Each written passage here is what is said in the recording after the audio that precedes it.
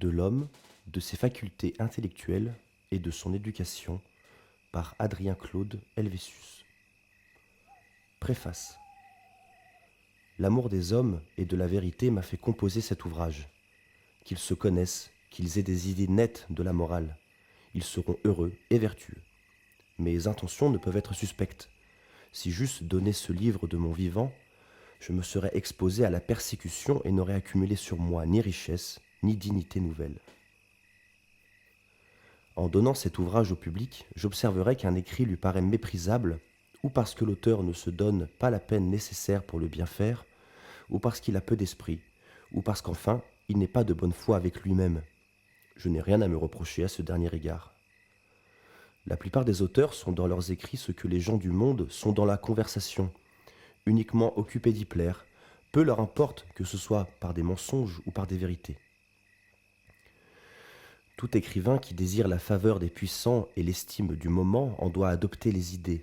Il doit avoir l'esprit du jour, n'être rien pour lui, tout pour les autres et n'écrire que d'après eux. De là le peu d'originalité de la plupart des compositions. Les livres originaux sont semés çà et là dans la nuit des temps, comme les soleils dans les déserts de l'espace pour en éclaircir l'obscurité. Ces livres font époque dans l'histoire de l'esprit humain, et c'est de leurs principes qu'on s'élève à de nouvelles découvertes. Je ne serai point le panégyriste de cet ouvrage, mais j'assurerai le public que toujours de bonne foi, avec moi-même, je n'ai rien dit que je n'ai cru vrai, et rien écrit que je n'ai pensé. C'est à la vérité que j'ai consacré mon premier respect, et ce respect donnera sans doute quelque prix à cet écrit. L'amour du vrai est la disposition la plus favorable pour le trouver. C'était sous un faux nom que je voulais donner ce livre au public, et le texte en fait foi. C'était selon moi l'unique moyen d'échapper à la persécution sans en être moins utile à mes compatriotes. Mais dans le temps employé à la composition de l'ouvrage, les mots et le gouvernement de mes concitoyens ont changé. La maladie à laquelle je croyais pouvoir apporter quelques remèdes est devenue incurable. J'ai perdu l'espoir de leur être utile, et c'est à ma mort que je remets la publication de ce livre. Ma patrie a reçu enfin le joug du despotisme. Elle ne produira donc plus d'écrivains célèbres.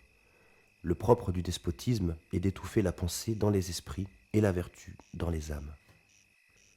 Dans chaque nation, il est des moments où les citoyens incertains du parti qu'ils doivent prendre et suspendus entre un bon et un mauvais gouvernement éprouvent la soif de l'instruction, où les esprits, si je l'ose dire, préparés et ameublis, peuvent être facilement pénétrés de la rosée de la vérité. Qu'en ce moment, un bon ouvrage paroisse, il peut opérer d'heureuses réformes, mais cet instant passé, les citoyens insensibles à la gloire sont par la forme de leur gouvernement invinciblement entraînés vers l'ignorance et l'abrutissement. Alors les esprits sont la terre endurcie, l'eau de la vérité y tombe, y coule, mais sans la féconder. Tel est l'état de la France. On y fera de jour en jour moins de cas des Lumières, parce qu'elles y seront de jour en jour moins utiles, parce qu'elles éclaireront les Français sur le malheur du despotisme, sans leur procurer le moyen de s'y soustraire. Les Catherine II, les Frédéric veulent se rendre chers à l'humanité. Ils sentent le prix de la vérité, ils encouragent à la dire, ils estiment jusqu'aux efforts faits pour la découvrir. C'est à de tels souverains que je dédie cet ouvrage, c'est par eux que l'univers doit être éclairé.